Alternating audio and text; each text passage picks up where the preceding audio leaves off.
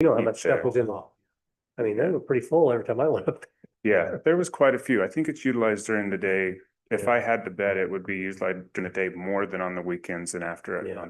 after Yeah. hours. there. Okay. Mhm. All right. Well, thank you, Jake. I'm probably gonna have you stay right up there, aren't I? For a minute. 7.3. By the way, you're back live. Okay, we are back online, so welcome, everybody. Sorry, difficulties. Let's go to item 7.3, discussion slash motion, approval of contract for the 5350 South Water Line Project. Jake, Yes, 5350 South Waterline Project this year is one of our capital projects that we've been planning on for the last few years. In addition to that is a storm drain line and a new storm drain we're going to install from 150 west to 200 east, I believe. And remove the waterway in that intersection. Put this project out to bid, and low bid was Rhino Excavating. I have not worked with it, Rhino Excavating. They're out of Utah County, I believe, down south. They've submitted a pre-qualification packet. Everything come back good. We actually talked to some of the references, which is Mapleton City and Provo City, and got a good report from them. They always look forward to receiving a bid for their projects. They've done multiple projects for them, very similar to what we have. So I don't have any reason not to use them or to award the project to them.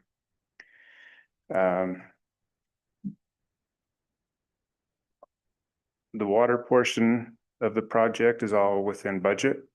The storm drain portion we'll have to come back with the budget adjustment for that, and that's in May. And those funds can be transferred from a future project that we've been funding for the last few years, but we can see that's not quite on the horizon yet, so we can kind of juggle some things around. So it's funds that's in the storm drain, in the stormwater CIP, that we're just going to move some funds around from project to project. So you'll see that budget adjustment. okay, so your recommendation is, as it is on your report, award that to Rhino Excavating for 5350 South CW 56 and Storm Drain SD 29. Is that correct? Yep, SD 30. With an amount of 508,968. Okay. 75 cents. So that's your recommendation. Thank you for doing that. I've had a lot of people ask me about, well, I asked you a couple of years ago about the road. Yeah. Okay, we can't redo the road until we do this. Yeah. So, and I told him that. So here it goes. I'm hoping we can do it all this year. Okay. Depends on when these guys can get in. We can get the water line in, get the road put back together, and then chip seal the whole thing. Okay. But chip seal may have to wait till next year. Okay. Depends on the timing and how the weather goes this summer. So. All right. Yes. Sure. What kind of impact is this going to have on the residents that live along there? What is going to happen with road closures, or just what is anything? No, it'll just be half the road, so it'll be local traffic, won't be a full closure. So they'll still be able to get in and out. Residents will be on the south side of the road. They're going to feel it the most. That's where that water line is going to go, is right down the edge of the curb. But notifications will go out. We'll work with the residents. Contractor, that's number one thing we talk about is communication with the residents, making sure they can get in and out.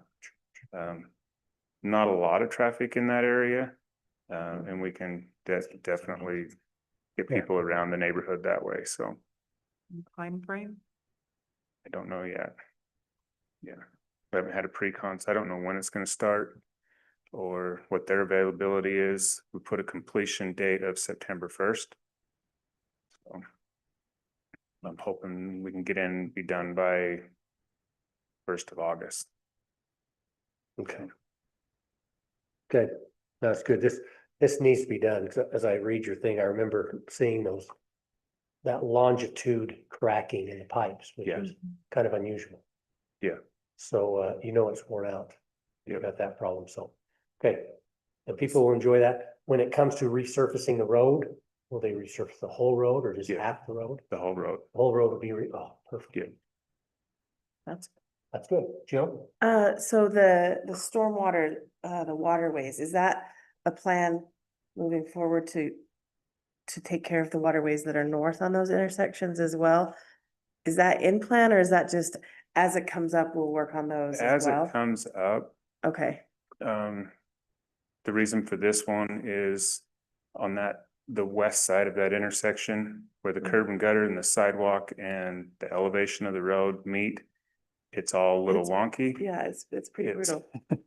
Yeah, so we're gonna be able to straighten that all up and there's a storm drain system not too far away, Okay, so. What was that intersection again? Mhm. Which one is it?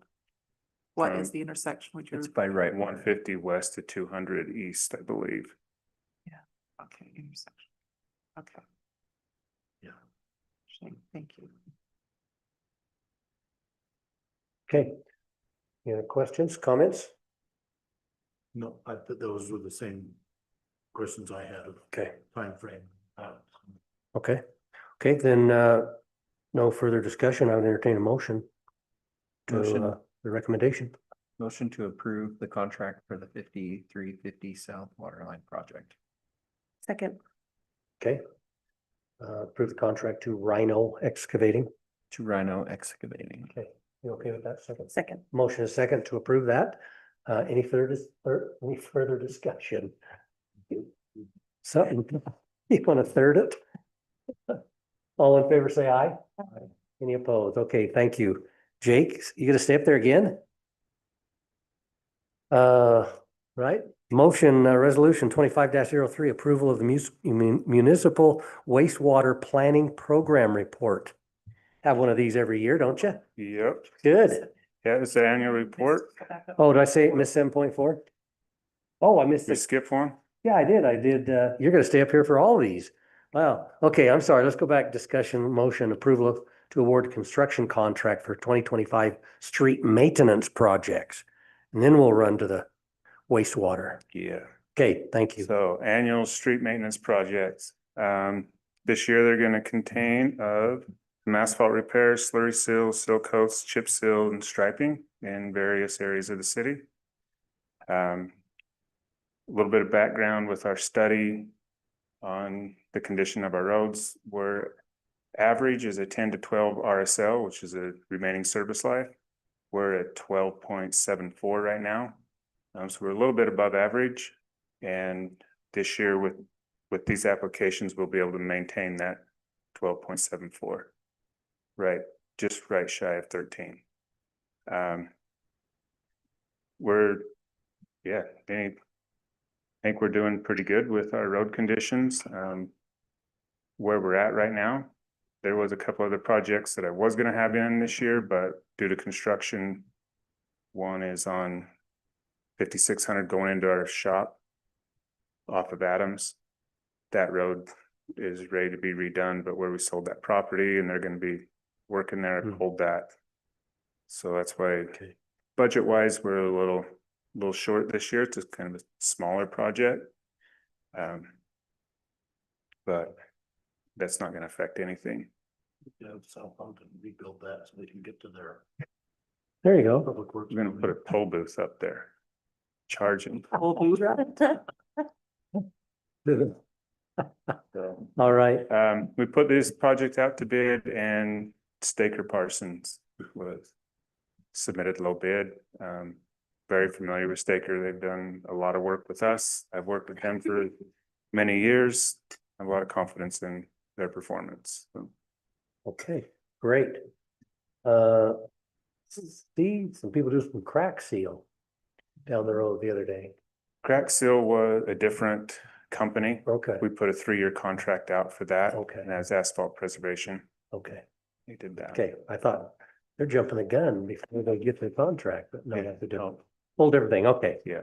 Okay, so, all right, council, any questions on, the maintenance program that we have set up? Yes. Question, does this including any bike lanes on 300 On 300, west? So we talked about trying to do some bike lanes on that road. yes, so the striping will be consistent all the way through. Okay. The width of that road, it isn't wide enough to have travel lane and a designated bike lane.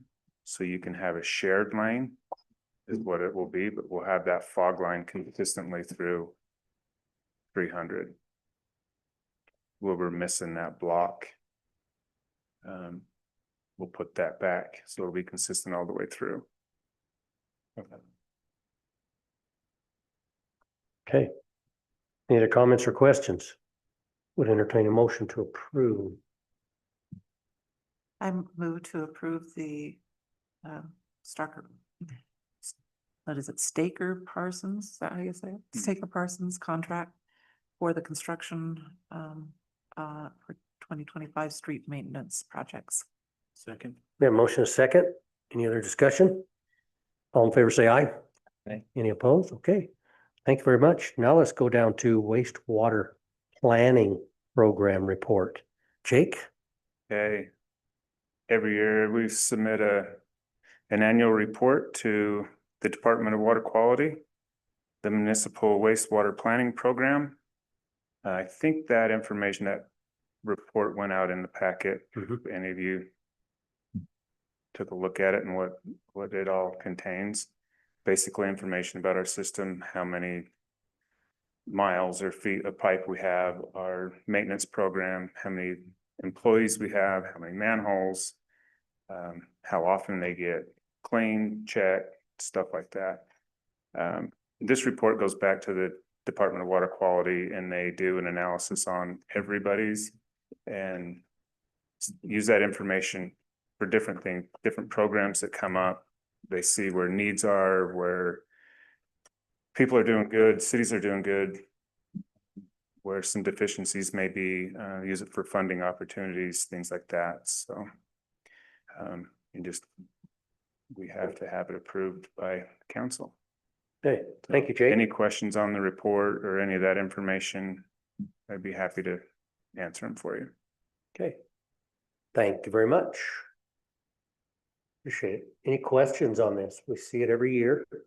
I see it a couple times a year. We do it out the sewer Yeah, board, yeah. same thing. Yeah. Looks kind of just like that, pages and pages and pages of X's and O's, I think, so. Any questions? Seeing none, we'll entertain a motion to approve, and this is a resolution 25-03. I make a motion to approve resolution 2503, the municipal wastewater planning program report.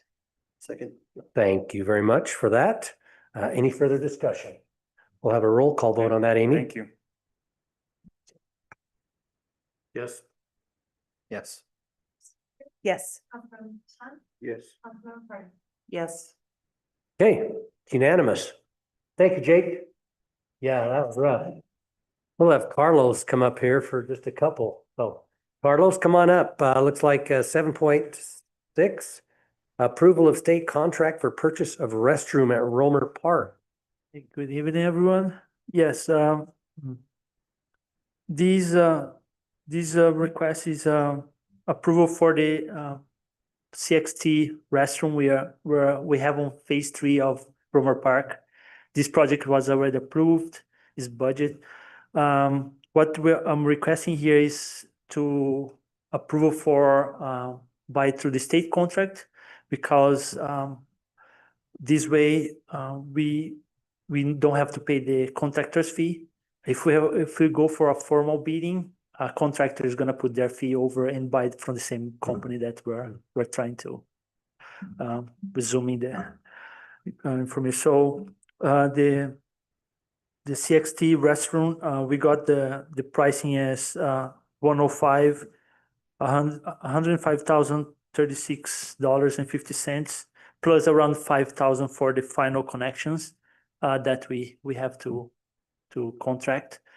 So it's around the 110, the whole restroom. If we go to a bidding and another information about this is like this kind of a company is pretty much one or two companies that do this everywhere. So this company we're work on, their area is Utah, so it's pretty much a sole source. Pretty much is one contractor, one person to sell this.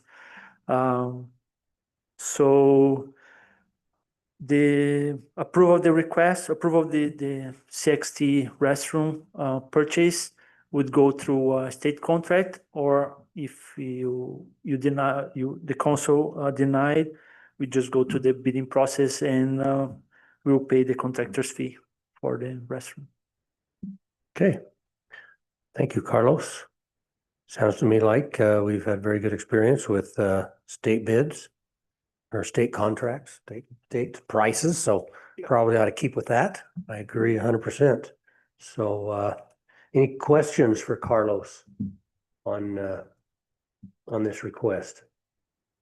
Interject, just a small thing for Carlos is he worked also with other vendors on what could be available and has not just used state contract as his base, but also checked to see what was happening in the market to verify the state contract on both this and the next item they'll be talking about. Okay. Good. So you've done comparisons, right? Yeah, Okay. yeah. So if you go to other companies, the price was higher than the Okay. state contract. Okay, good. Yeah. Right, So okay. looking at this plan, does this one have a shower in it? No, Okay, no, just-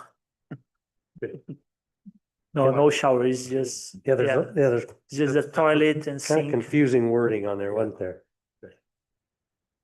Look, I don't think we need that down there. It's a hose bit outside, That's right. Well, it's got the floor plan layout right there. With the shower option. I'm like, wait, look. The sewer system is all put in, it's just a matter of hooking into it then, so. Yeah, this restroom comes pretty much ready to go. They gave us a plant, and then we prepare the pipes, and they come and just put it down, and we But do the. have the pipes been prepared underground or is that? part of Yes, it? it's gonna be prepared underground. Everything ready for them. When they come, they just put over the slab we have there, and then we do the final connection. The contractor do the final connections, and that's it. That sewer is already in there. Yeah, it's already We put the utility part, the sewer, water, everything is gonna be done before the restroom is put in place. It hasn't been done yet? No, we didn't start phase 3 yet. It's. Yeah, it's all Yeah. stuffed in there. Yeah, It is stubbed in. Yeah, yeah, So the underground infrastructure is in place. We It- just have to set the stuff. correct. Yeah. That's my question. you put their dimensions and Sorry, they yeah. need the stubs to pop up. Okay, that'll be simple enough for our team. Okay. All right, any other questions, Carlos? Okay, we entertain a motion to approve the approval of state contract for purchase of restroom at Romer Park. Make a motion that we approve the state contract. The purchase of a restroom, Homer Park. Second. We have a motion and a second. Any further discussion? All in favor, say aye. Aye. Any opposed? Okay, let's move on to another approval of state contract for playground equipment at Romer Park. Carlos? Yes, this is a similar request for the playground. Phase 3, the company that our engineers work with, they are under state contract. I contact other companies. These companies are the same, kind of every area they have a representative and they have different equipment. So for this type of equipment, there's similar ones, but they were way more expensive. This one is even one of our older representatives for playground said this is a really good deal, especially under state contract. So this is our best option. So this is similar, the cost of the playground. We have the quote for $63,579.06. So approval of this request, we would purchase this playground equipment through state contract.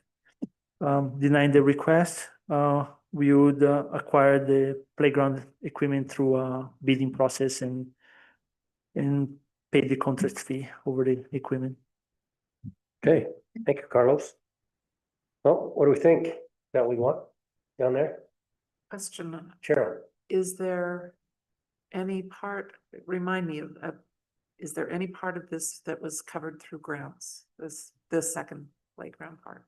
Yes, we got a ramp grant of 500,000. And I couldn't remember how much of, I mean, is the 63,579 coming out of grant as well as city budget, or how's? Yeah, is from the project, the whole project. So when the we, total amount yeah, is- when we put together all the estimates, all the, what we need equipment is all in one budget. So the whole budget was 800, I don't have the number, 800 something, was 500 from a grant and then the 300 from the city. And this is just part of the whole project. We don't, And this part is within the spectrum of that budget that you planned on, or we planned on, is that correct? yes, this is the, It's not over budgeted, it's not. under- no, this was part of the estimate, yeah, that came from the engineers, yeah. Okay, so let me get this straight. Tom, help me out here. So since we're doing on the state contract, we have to approve these kind of separately. I don't recall when Yeah. we do a big playground project, big park project, that we come to the council and approve Yeah. every little section. Yeah, good question. Because these are specifically covered under state contract, it is a better value for us to buy them separately early enough so that we can get them here on time for the project. Okay. So they have manufacturing, delivering, Okay, those kinds of things. And the strategy is to do this specific thing with state contract. And that also helps on our value that we're not paying the general contractor to order a bathroom that's literally going to be brought in with a crane. Yeah. Set on the road base or the Mhm. earthwork that is level and set for this product. Okay. So the contractor, the general contractor for the job, will set everything up. They'll run the pipes in their location in the mechanical room, breezeway. And then the truck with the bathroom on it will show up, lift it, put it down onto the slab or onto the dirt, essentially the road base that's been compacted to 98%.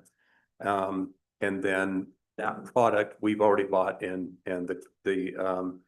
the bathroom supplier, they set up all the craning, all the set, they put it on the ground.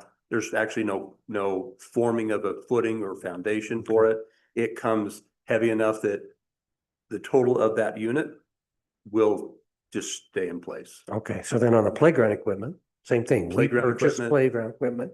Contractor comes and it's sitting there and he puts it in. State contract on this is that they'll provide the item and installation all as a bundle on state contract. Oh, So that's Okay. a bundled item for that as well. And Okay. so it's a little bit different than the other ones where like the pickleball court, that was all constructed with the Yeah. contractor. right, okay. We Okay. haven't actually done, yeah, Yeah, this seems different, working with state contract, but it seems smarter to me. I mean, I think Mhm. that, you know, Right.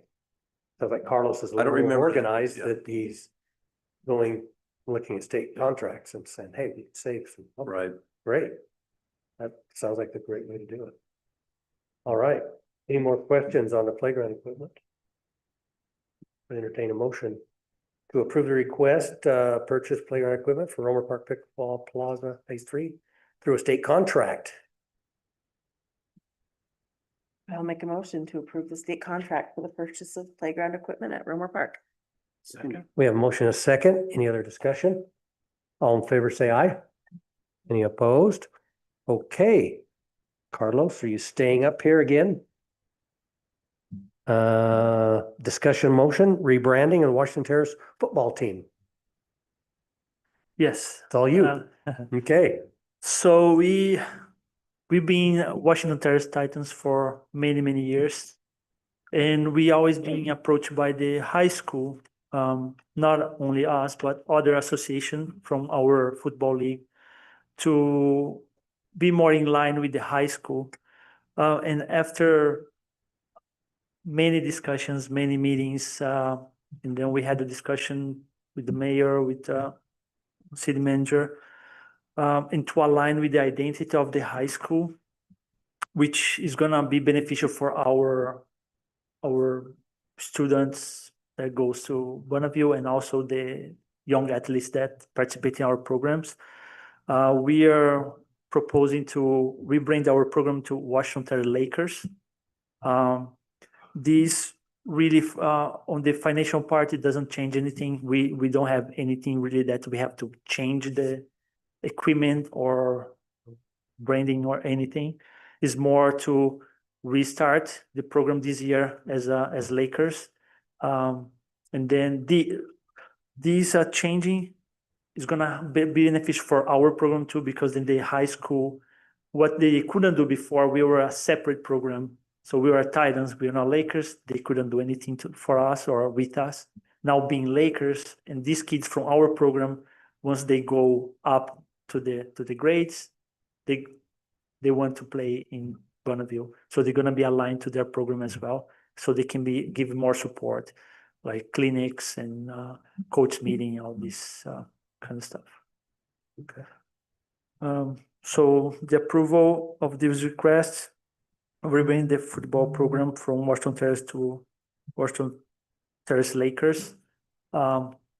If approved, we would start this next program already, this next league.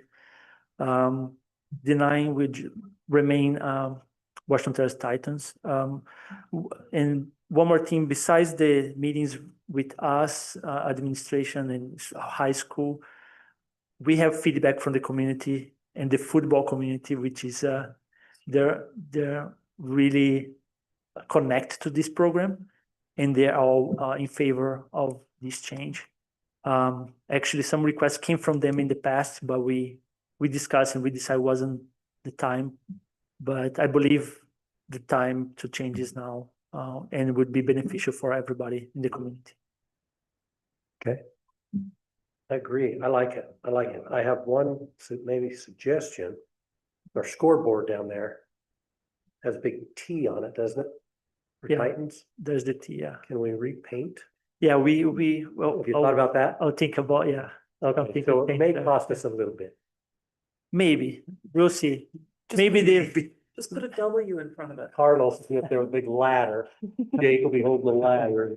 Just, Yeah. just get this logo. Rob. Yeah. Yeah. A big sticker over the T or something. We'll figure out something. oh, yeah, We'll figure we'll out something. study some options. Just one question, was this coordinated with WFFL as well?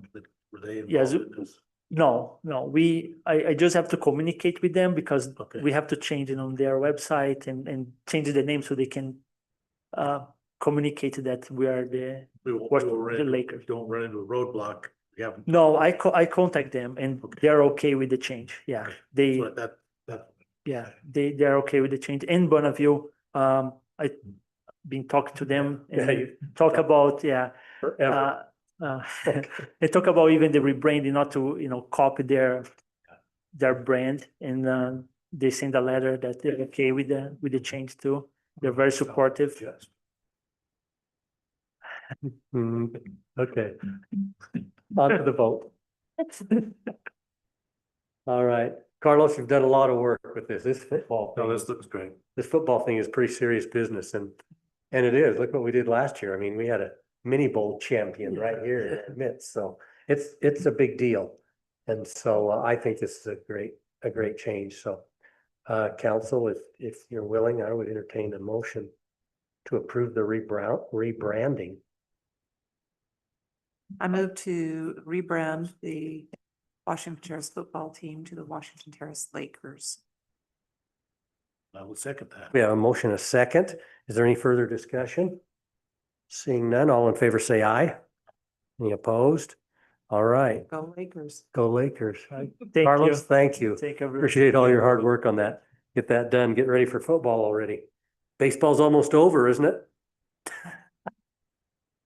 Just started yesterday. Oh, well. First game tonight. The first one tonight. Okay, I thought it started last night, tonight, yeah. That's right, I got a grandson on the team. Oh, did he got some umpires for you? Oh, brother. Okay. Well, you do a great job, Carlos. Thank you. Thank you. Okay. Moving on. Item 7.9, Sheriff's Office Quarterly Report. Great. Thank you. Good evening, council. Good evening. I sent you all just what I was gonna review tonight. We appreciate that. But I certainly will be Have us speaking look about over that. more than what you received, but if you just want to follow along as I go through or however you want to do it. I plan on bringing a PowerPoint, but I got wrapped up into something else and walked out without it. So, first of all, those of you that were able to come to our city partner meeting last week, thank you so much. Obviously, we really value your participation and your input and just being part of those discussions. So thank you. In this quarterly report today, I wanted to start by just going over kind of the more notable cases that have happened through Q1. And then we'll get into some of the more statistical stuff, just pure data, and then wrap up with something a little more lighthearted. But I feel like going through some of the bigger, quote unquote, or just more crazy cases gives you a better idea of what goes into some of what we do, rather than just the normal traffic stop type thing or normal calls for service. So I want to start with a case that was an aggravated child abuse. The deputies got called to a home here in the Terrace. Obviously, everything's here in the Terrace. But deputies got called to a home where an adult, I believe a 20-year-old, was in a dating relationship with a 17-year-old, 16 or 17-year-old, and that is not against the law, even if they are intimate. That is not against state code. But what had happened is they got into a physical altercation, and during that, the adult partner assaulted the younger one, striking her in the face and the head, strangling her. This resulted in very obvious injuries, including bleeding injuries. So domestic violence calls are certainly not something that is strange or abnormal or uncommon for us. Unfortunately, we are called to them all the time in all of our cities. It is a daily occurrence, even the criminal ones. But this one stands out a little bit just because of the level that goes into this type of investigation. So years ago, even when I started in patrol, DV calls would generally require 2, maybe 3 deputies. You'd of course have backup there because we're dealing with a criminal issue anyway. We have someone who's just assaulted somebody else, right? These are very emotionally charged cases. But then you'd, talk to each party, get some photos and be on your way to jail or wherever you're going to resolve that. But things have changed a lot. We have a lot more steps in the process, all for good, that go into these calls now. So this really highlights some of those. First of all, of course, we're still doing the classic pieces of those police work, right? Where you're interviewing the victim, you're interviewing the suspect, you're talking to any witnesses, you're searching for evidence, in this case, those injuries, that kind of stuff. But we have a lot of special resources now to help gather that evidence, to help prove what has gone on here. So in a case like this, we have, of course, our CSI coming out, which I think you're all very familiar with, Weber Metro CSI. And then there's another resource here in the community called New Safe. It used to be called New Sane. And they're the entity that has always provided the sexual assault examinations in sex offenses. But thanks to some new funding and training and a lot of research that has gone into strangulation cases over the last few years, they now, and this is why they changed their name from New Sane to New Safe, also offer and conduct the strangulation exams in intimate partner violence. So most of the time, strangulation will not leave obvious physical marks or obvious physical signs and symptoms. They can be very subtle, but they can also be very insidious. And certainly someone who assaults anyone, but especially an intimate partner by strangling them, is a danger, right? Not only to the victim, but to others as well. There's some interesting research that goes into that related to people who assault or kill law enforcement officers. Very strong correlation to histories of strangling intimate partners, interestingly enough.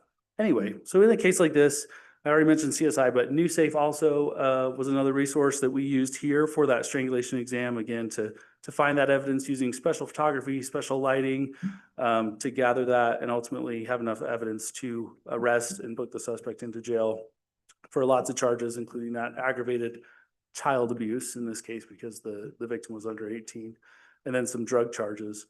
And I started that whole story by telling you that even back when I started, we could handle a DV with 2 or 3 people. They're rather simple, right? But now in a case like this, we're talking it may take 3, 4, sometimes 5, depending on how many players are involved. And then, you know, if you add in a suspect who's resisting or people that need to go to the hospital in between, right? All of these things just add to the resources that are necessary. But all, of course, for a very good cause. And again, just kind of highlighting how sometimes even quote unquote simple cases have really changed and evolved. The next one is another child abuse, but this one's a little more traditional child abuse. An adult sibling accused their teenage sibling, I believe the victim was 14, of stealing their medical marijuana card. And this turned into another physical altercation where the adult sibling not only slapped around their younger sibling, but then got so enraged that they obtained a hanger and they assaulted the younger sibling with the hanger to the point that it broke, and it caused all sorts of injuries on the victim's back. Again, starts off as kind of a classic assault investigation, but we are working with DCFS all the time, especially in child abuse cases, and this is one where we do that again. You know, bringing that in, we have a bigger problem here than just the criminal issue. That's certainly a major problem, but we also need to address obviously some more social work type aspects, right? And we are not social workers, although sometimes we put that hat on. We're not going to be there long term, right? DCFS is kind of the access for those things. So I just wanted to discuss that a little bit with that case. The next case was this overdose and suicide attempt. I was actually still a sergeant when this happened, and I was on duty when this happened. It was a graveyard shift, and a very common overdose call comes in. I believe it was the man's girlfriend called saying she believed he had taken some fentanyl and could be overdosing. The deputy, or one of the deputies, excuse me, was very close by, and he arrived within just a few moments. And his backup is still on the way. And as he approached, they're in a car outside of a home. And as he approaches, there's all sorts of screaming, and it's something very chaotic is going on. And as he gets up to the car, he realizes that the subject is, he has a knife and is harming himself. He's in the middle of cutting himself. The girlfriend, of course, is in an absolute panic. The deputy, of course, needs to address this and is alone in the moment.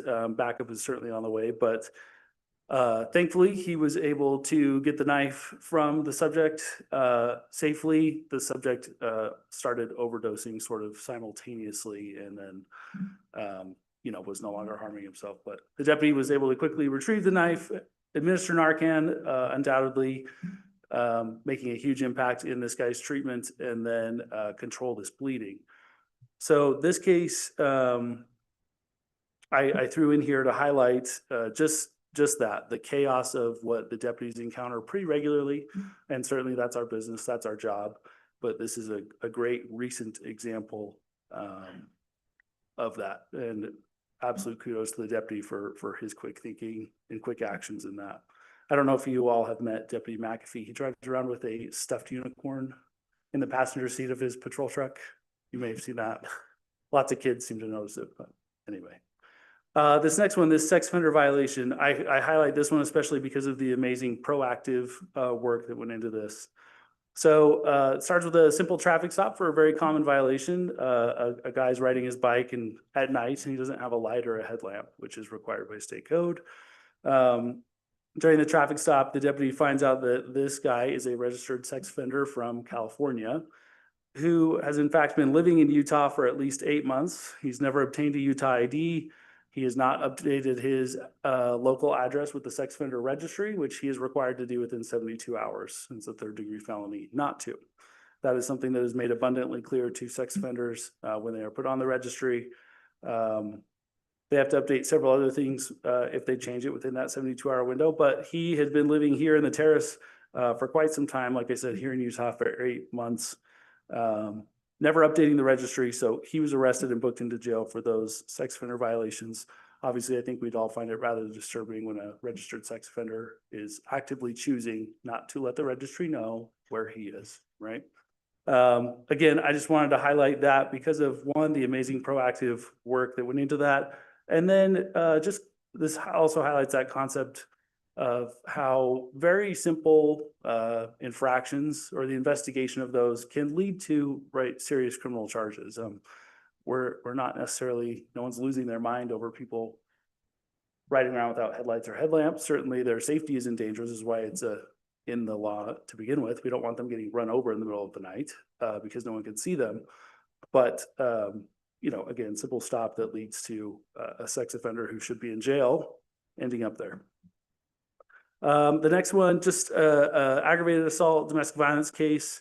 The deputies got dispatched to comes in as a weapons disturbance, and a boyfriend and girlfriend had been again in a fight, and he actually left. The suspect left in a vehicle before the deputies could get to the house. But there was some information that he had been drinking, that he was probably intoxicated, and as the deputies make contact with the victim and start their investigation on that side, they find out that this wasn't just an argument between the two of them. He had actually brandished a knife and threatened her with it. They found some really good video evidence corroborating all that. And this male, I can't remember which city he ended up in right around us, but another agency was on the lookout for his vehicle and found him, and he was in fact very impaired. So the deputies responded back over to him to finish their investigation. That expanded not only from the domestic violence to an aggravated assault, now to a DUI and all of the above. And he went to jail for, again, all of the above. But that's another type of case that can, in those moments where they're responding to the call, handling the investigation. Right now, we're searching for suspects. We're looking for different things in different places. Just focusing on an assault investigation and a DUI investigation, both very important. But again, it takes manpower, it takes resources, but all for a very good cause. This next one, a child endangerment, this is probably one of the stranger ones that I've seen even lately. A grandparent called in saying that his adult son was acting very strange. Something was wrong with him, and grandpa just knows that adult son has the grandchild with him. I think the grandchild was 4 or 5. When the deputies get to the house, the guy opens the door and talks to them. He is obviously impaired on something, very intoxicated, and admits that he's been using marijuana and Viagra all day, and admits that he's been giving some of these substances to his son. He's been letting his son use marijuana gummies, feeding them to him. So the deputies obtained a search warrant for the home. They got a large amount of marijuana products from the home, and then were able to place the child in the custody of, and now I did not write it on here, I'm sorry. I can't remember if he went with another family member. That's our most common option and preferred option, of course, to say family member or DCFS, but I think he went with another family member. But this guy also had several firearms in the home. That is illegal. You can't be an illegal drug user and possess firearms.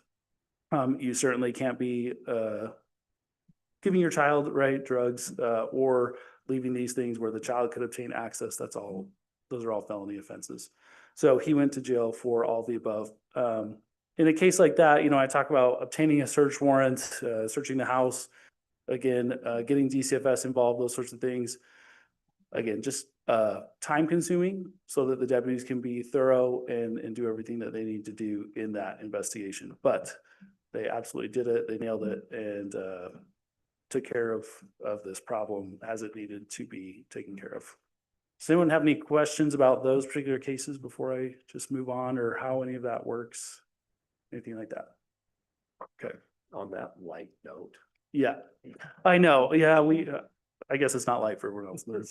Anyway, Wow. I wanted to talk just for a minute about our specialty units and what they've been going through. So the school resource officers have had a pretty busy year, and it was busy at the start of the year, especially for Bonneville High School and TH Bell. We had several assaults and fights at the schools that were gang related, including a stabbing over at TH Bell.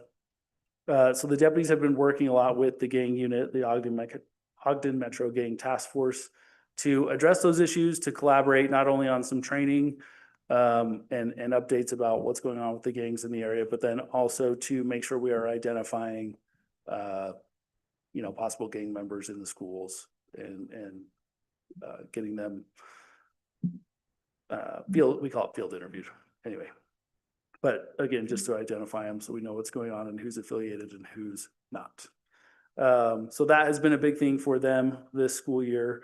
And then with our traffic unit, I think some of you, based on a previous discussion, have met Sergeant Courtwright. He's just recently been promoted and has taken over supervising that unit. I'm sure as you're aware, based on previous discussions, that they focus on that traffic enforcement, right, full-time, especially the focused enforcement where we see a lot of common complaints or common issues, and then the crash investigations, major crash investigations, that is that unit.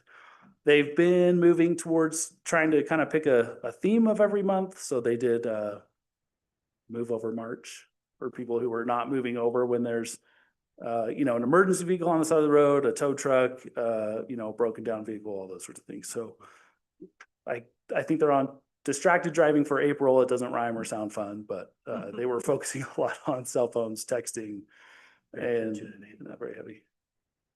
Yeah. All right. Can I, Yeah, of course, a Mayor. couple of comments. I've ridden with Sergeant Courtwright. Oh, I'm sorry. I'm very sorry. It's, that was an experience. I'm sure it was. If any of you would like to experience that, he's amazing. I don't know. I probably told you this before. I don't know how he can see distracted drivers. He can see them 2 blocks away, and I can't even barely, see the driver at all. And he can say, "Oh, on their phone," and boom, here we go. Yes. Hold on. And so I don't know if any council members, would they contact you to maybe get permission to ride with him for? I can certainly arrange that for any of you. Yeah, Okay. that is very easy. And thank you, because that's what I was going to lead into. Is He just, I don't know, I think he just picked me up at my house one day and I spent a couple hours with him and off we went. And yeah. it was kind of amazing, but kind of scary how much he knows and how much, you can find out. It just, people are distracted. It's Oh yeah, it's crazy. it's a Absolutely major problem crazy. on the roads. And then one that I just am kind of disturbed by goes back to the school. As I get some of these reports, I see at all the schools, Yes. the elementary school, the junior high school, and the high school, drug offense, Yes. weekly. Yep. Not just monthly, but weekly. I see what would be at a school that would be called a drug offense. So Give me the an example of what that would be. certainly right now the most common reason for that offense at a school is THC vapes. So the vape pens, and they're using THC cartridges. They'll sneak off to the bathroom, sneak off outside, whatever, use those. Okay. The schools, I think all of them now have vape alarms in the bathrooms. So if someone's trying to smoke in there, it sets off an alarm in the office and they can review video or go track them down while they're still in there and hurry and kind of catch them in the act. But otherwise, if someone's caught with a vape pen or a THC vape, excuse me, by a teacher, by an administrator, that would all fall under a drug offense, Okay. just since it is a marijuana product. Okay. I mean, vape pens are very serious, but probably not as serious as some you might think drug offenses might be, I don't know. Well, yeah, certainly, none of us want kids using any drug. Yeah, yeah. But, if someone brings a bag of fentanyl pills into the school, that's a different Yeah, level. I think we all understand. That would really Yeah, bother me, vape, but, right. yeah, vape didn't bother me, but if most of them are that, then not quite so bad, but still.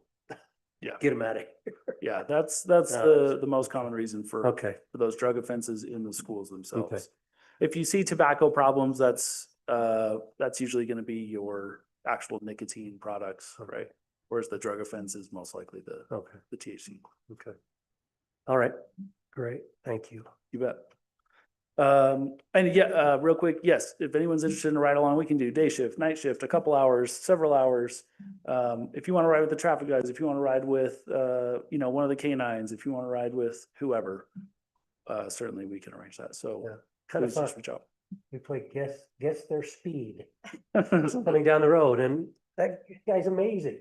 You can get within 1 or 2 miles an hour, and I'm like, I'm off 10 miles an hour. You're like, nope, and then he lets you use the radar gun. Those guys, well, you just live it every day. I mean, it's second nature, but Certainly. he's pretty interesting. He's fun. He is.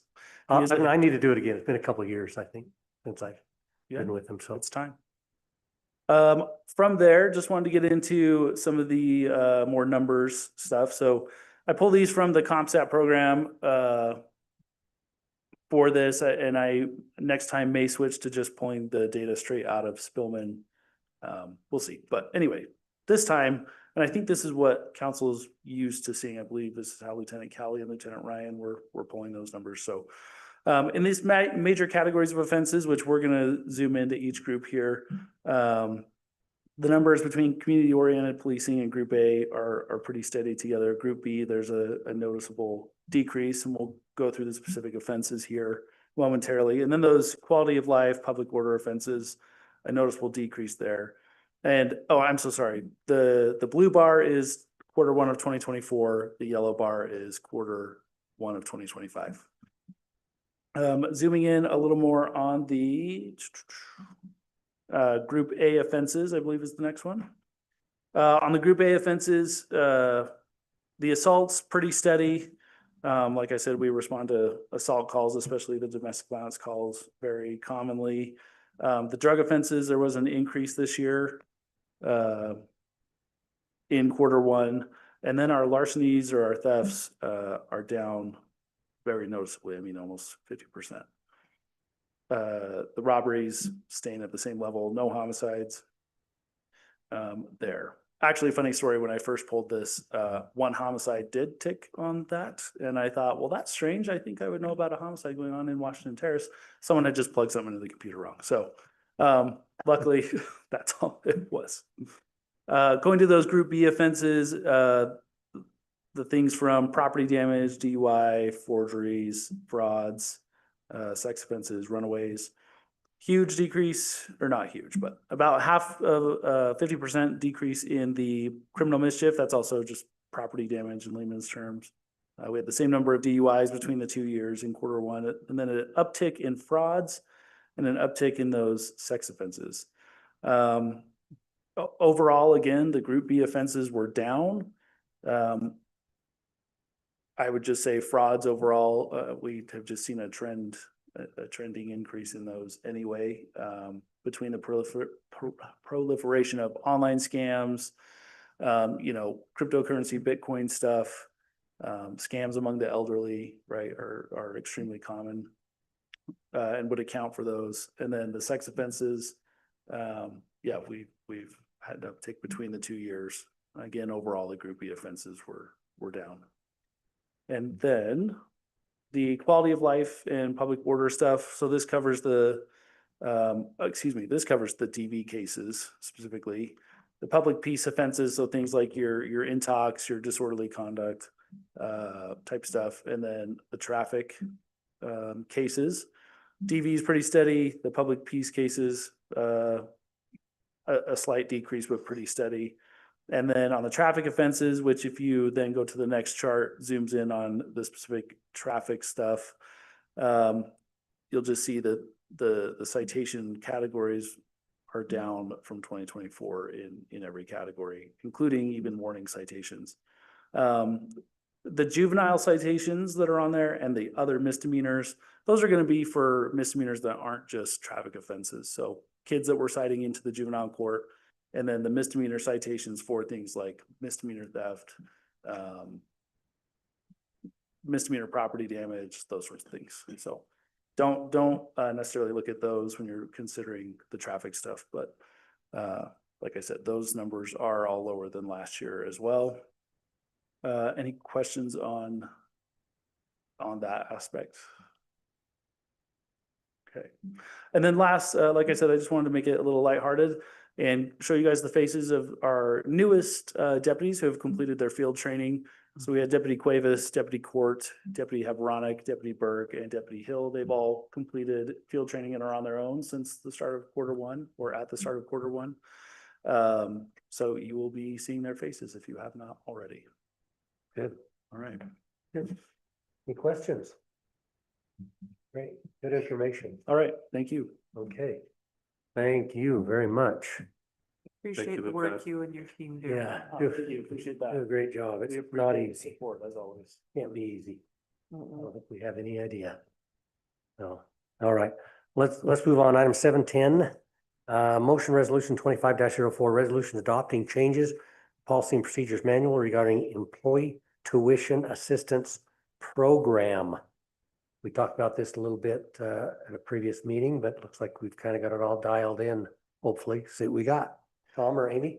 Yeah, I'll lead out on this, and if there's any little details that we need to get followed up with, I'm sure Amy would be delighted to help us out. Yeah, as a follow-up to our work session a few meetings ago, we wanted to bring to you with some language that helps firm up our personnel policy and procedure manual regarding the opportunity for an employee for tuition reimbursement. We met with the pay plan committee to kind of help us guide the discussion on what this would reflect in the policy. Right now, you're not specifically being asked to fund said program, but to allow for the change in the language in the policy and procedure manual. As it was very loosely defined, and staff felt, and kind of as a reflection of that we do have one employee who has been interested in applying for some assistance. We wanted to tune up the policy so that it is more intentional on how it would operate and what the parameters are that we would apply to that. So happy to answer any questions. Okay, thank you, Tom. Looks like things that we had talked about. Couple of details that we put in. It was 18 months Okay. of time that they would need to spend after the final draw or payment for tuition reimbursement, and that the maximum per year that an employee could receive is up to $7,000. Did we talked a lot about that money, that $7,000. Is that kind of where we landed on that? Anybody recall? I know it seemed like the most we've ever given out is $3,000 a year, but I don't know. $7,000. Tuition's changed a bit since. Well, yeah, That's that's true. And So we now- haven't, honestly, we haven't used this opportunity for over 15 years. Oh, okay. It could even be a little bit further than that. So you're almost, Yeah. anyways, Okay. the entire time I've been here, we have not used the program, Okay. which is going on 15 years. Yeah, I'm okay with that amount. I think when we were discussing that, I think we talked about 10,000 per year, but that was a little high. So. Okay. We also talked about the employees staying on for the period of time, you said that you thought 18 months was pretty standard for most It situations. seems to be an appropriate standard. We've had it anywhere from on the high end of 4 years, which seemed a little heavy, and on the low end, particularly in private industry, no time requirement. But 18 months, when we look at training opportunities and those and schooling specifically, from what we could see, 18 was a reasonable time, both for the city and for the requirement for the employee. We also intentionally mentioned law that governs the taxable value of that benefit. And we don't state in here exactly what that outcome is, because the law might change. But we are referring back to a tuition reimbursement as a guideline for taxation of that benefit and how that would work. So we would apply that going back to that law as well. Okay. Amy's done a nice job on working on the edits, on putting this together and bundling it, and has really done a nice job as our HR specialist to get this put together. I like it. I think it's, it's 2 pages, page and a half of, whatever that makes, it's all bundled into one little neat package. So I think it looks really great. Amy, what are your thoughts on you? Are you satisfied with that? You put it together, I guess. So I think it's fine, and it says set parameters. Before it was very vague. Okay. So what's not underlined, Okay. that's all it said before, so. Okay. We didn't change too much of, how it's reimbursed, meaning, the 90%, the 80%, the 70%, depending on grades. We didn't change any of that. It just kind of outlined more what the responsibilities were, for the employees that are eligible and for what the city responsibilities. All right. Well, you saw the one that was kind of every which way, and this one is concise and what you want to see. So good. Okay. Council, what do you think? That's good. Like it enough to approve it?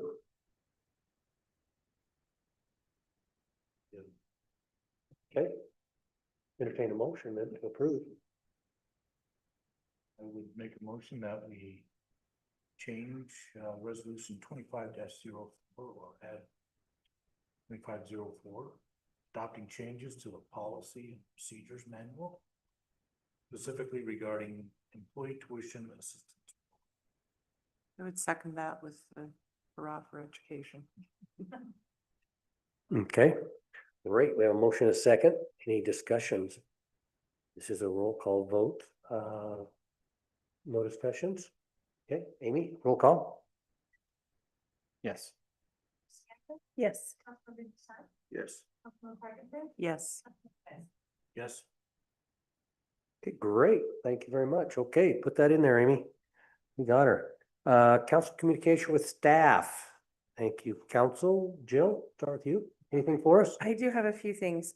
As we were discussing the playground, over the past few weeks, I talked with several people who live in the city, and some of the comments that they had was, of course, the ever-present splash pad desire. And she specifically requested that I bring it back up because of the consistent, there's enough people, felt like there was enough people who want it that maybe looking back over finances, if there was something we could cut out to make room for it, was the request that I was asked to pass along. And another requested that maybe instead of caring about new playground equipment, that shade sales, they go outside of the city to go to playgrounds that have shade sales because they know that it's better for their kids and more enjoyable for them to play on. And finally, we were helping some citizens with some code enforcement problems that they were working on. They live across the street from the fire station and noticed that a lot of people, especially kids, are crossing at 4625 and 300 West to get to the open field, the basketball court and the combined sport court there. And we're wondering if they could get a crosswalk. They had a dog hit that was right in front of a child that thankfully didn't get hit. It's a pretty heavy trafficked area and wondered if we could put a crosswalk in there. Preferably with lights, but obviously depending on the budget. We've got the right guy in the room to take a look at that. 4625 and 300. That intersection that kind of goes right into the senior citizen parking lot.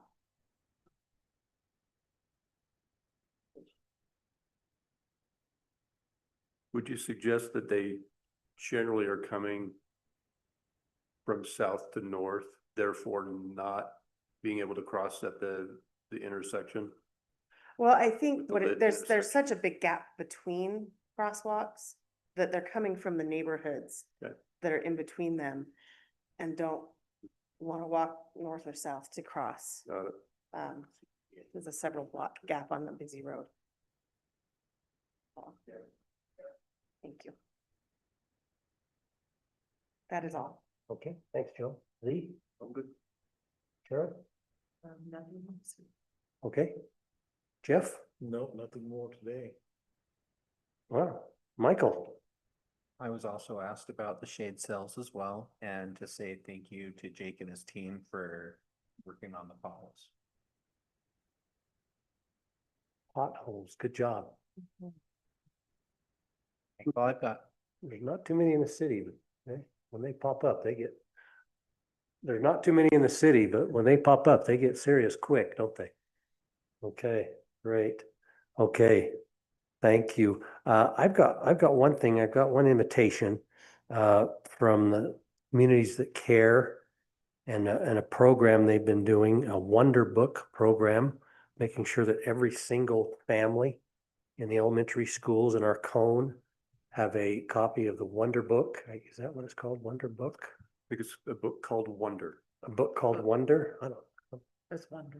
Wonder. Just wondered. There's a Okay. movie made it. So, yeah, I heard the movie's great, but this is the Wonder Book program, and they're having a little community get together on next Monday, May 12th at 6 p.m.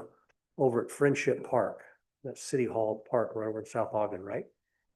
And they're having families come over, they're gonna have activities and whatever, big celebration with includes all elementary schools in the area. So, and they've asked us to kind of represent Washington Terrace or some representatives from Washington to be there and maybe answer some questions or do whatever. Tom called Christy Bell today, the director of the CTs or Communities That Care.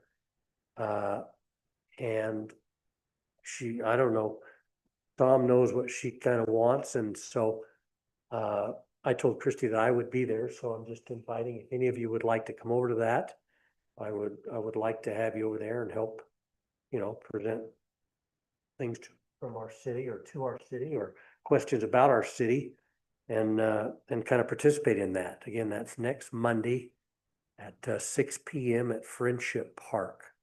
So Tom's working on getting a little something for a table or whatever, so on that, but it'd be nice. Chrissy just thought it'd be nice to see the mayor and some elected officials there, so I'm just passing along the invitation. But So Friendship Park, I just double checked. That's the one that's actually just over behind the Public Works facility. Just right on the border of, By child. Yeah. oh, what is the one on 40th Street called? South Ogden, 40th Street Park, probably. Okay, so Friendship's right over here, Mhm, Yeah, that's right in Friendship. the here. so we could just all walk.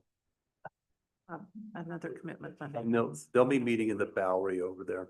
In the Bowery, okay, yeah, they got a great Bowery over there, that's right. Okay, And a great playground. and a bathroom, so, and a big playground. tennis court. Oh, great playground, good. So maybe a lot of fun, I hope it is. If Christie's in charge, it'll be fun. So she does a great job, so if you have some time, sneak over there at 6 p.m. next Monday. And look for us over there. I'll be there. Tom, you gonna hang out over there? You got a chance? to I'm hang out? gonna double check see what's Okay. going on the schedule. But we met in staff meeting today and Carlos is gonna put together some flyers for Terrace Days. Oh, beautiful. Okay. And one thought is maybe a flyer that outlines what our recreation programs are. And maybe when signups or something like that is, if that wouldn't be a problem. Cool. Just, they were wanting to get something that says, hey, kids, come out and do a thing. And so we want to let them know that there's a thing to do Right. in Washington. Okay. Okay. Do we have any old T-shirts of things we used to do, families that play together, stay together, or do we have any old They're all T-shirts gone. we could They're all delivered. put on a table and just show, not to sell? Just on your body. Yeah, I think we're about 3 or 4 of those. Yeah, we don't, I don't, I don't know, maybe I could. yeah, we distributed Oh, all okay. of those. Maybe I've got a couple. Maybe I can just bring them over, and put them on the table. And then people probably want to buy them. And, That's right. Where can I get one of these really cool shirts? well, yeah, for $30, you can have mine. Right. So. Okay, so yeah, so the invitation's out there if you'd like to stop by and help me out, and possibly Tom, if he can make it, I'll be over there. Weather should be good, so. All right, that's all I got. Administration reports, Tom, anything for us? Okay, I think right now that kind of one that we're working on with Clay and emergency management is our kind of our follow-up. I put it in our week in review, but our work we've been doing with Red Cross on being able to lace in with faith-based organizations and doing some evaluations of properties on what level of participation they can engage in based on what the property is, what the building is, and what ability it has to support, whether it's an evac or just a temporary staging. Also, one thing that they pointed out is one of the most used service that the Red Cross has is individual families that have a catastrophic event for their home that moves them out of their home, and they help very intentionally on finding other locations for them to stay, helping them with some hotel support, some care packages and things. And so Red Cross is really trying to redouble their efforts on local community engagement. Another area that they're really interested in is getting smoke alarms into homes. They've actually gone through most of the area north of 5,000 south-ish and goes door to door to try to offer smoke alarms that are no cost that they can install in the home that, that actually they can put throughout the home that operate on what they call, I believe they called it waterfall, where if one goes off, it picks up the sound from that one and the whole house goes off as a hardwired system. But they make those available. We're working with them, get some advertising out to let people know that that's available. And we really would encourage people to participate in that. There's a real good reason that we don't have as many house fires is because there's so many excellent protocols in construction and smoke alarms and wiring and safety that really help reduce it. But for those who do have a situation, they can be very, very helpful as the Red Cross. Cheryl, you had a question? Well, when I was reading about that, I thought, wonderful program. And we're close enough to Terrace Days. I wondered about whether it would be reasonable to see about a table or something set up at Terrace Days that they could have information and things about it too. We mentioned that to them and we'll be following up with them to see if they can have a table and some information there for people to even sign up for the smoke alarm thing. They can't just hand the people smoke alarms. It does have an installation component to that. Also, if a home says no soliciting, they're not able to offer the free item. So they can't go to homes that say no soliciting. So they had a very little small taking. Yeah. Very, very minimal on people who actually took advantage of the smoke alarms. But short of that, I really don't have a bunch to add right now. I think we've covered a lot of the bases today. Okay. sounds like you've done a lot of work with the faith-based groups and the city and the Red Cross, and I appreciate that. Sounds like they're really excited. And they're really excited that you reached out to them. And I think that's the greatest emergency preparedness plan you can have right there. Well, it's curious. Learned from the Red Cross the other day is that the number one way that they can indicate whether or not a community is going to be resilient in an event is if their neighbors know the name of the people on each side of them. Do you know your neighbors is a strong indicator of whether or not a community will be resilient. We also talked a lot about the idea of people learning that they need to be self-sufficient. They gotta have their family plan. We'll be announcing more of that. And this fall, we're gonna be doing the fair, the emergency preparedness fair that like we've done historically, Amy. Please. July 28th, blood drive. Nice segue. I Yeah. think they only have one person signed up right now. Well, still. Good. All right, great. Yep. It's great news. Thank you. Let's move to item number 10, upcoming events, May 20th, our next city council meeting. Work session at 5, city council at 6, May 26th. Offices closed for Memorial Day. And then May 29th, planning commission meeting, possibly. It's still tentative. Okay, that brings us to the end of this meeting. Would entertain a motion to adjourn this meeting, and we'll go right into a quick redevelopment agency meeting. Motion to adjourn.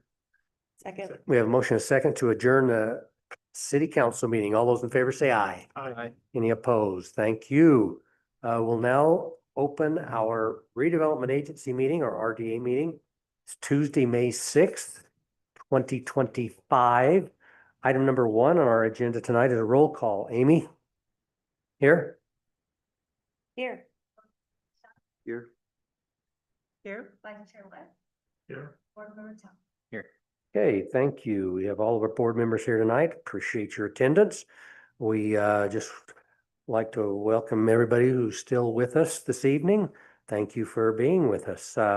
Move to item number 3, consent items. We have approval of tonight's agenda. Any changes to that agenda? Nope. And we have approval of meeting minutes from April 1st, 2025. Those were in your packets. So anything on those minutes for Amy? Seeing none. Any objections to the approval of those 2 items? Seeing none, we'll approve those by general consent. Thank you very much. Our new business tonight is item 4.1, motion to tentatively approve the tentative budget for fiscal year 2025, 2026. Tom? This is going to be really easy tonight. The main action item in expenditures in the Southeast area RDA is the $100,000 incentive that we have for the project going on the Adams Avenue project for the office building. We've talked about that in the past, but it is in the tentatively to approve that $100,000 that will more than likely happen this next fiscal year. So that's really your moving parts in that. Okay, great. Thank you. Any questions or comments for Tom on that item for that tentative budget for the RDA? Mayor, can I give Yes. one comment? Yes, Tom. I've had some questions by residents asking where this money comes from. And really briefly, I promise it will be brief, is that this is actually tax increment, property tax increment that otherwise would have been paid to all of the other taxing entities throughout the county, whether it's the county themselves, school district, ancillary dispatch, Weaver Basin Water even, they have a tax component, and Washington Terrace. We all pay into this fund to make it available for incentives to help businesses come in. And if not for, it may not be something that will pencil for them. And so this doesn't come out of the general fund. It doesn't come out, it's protected specifically in the RDA and is a tool to help us bring in economic development opportunities.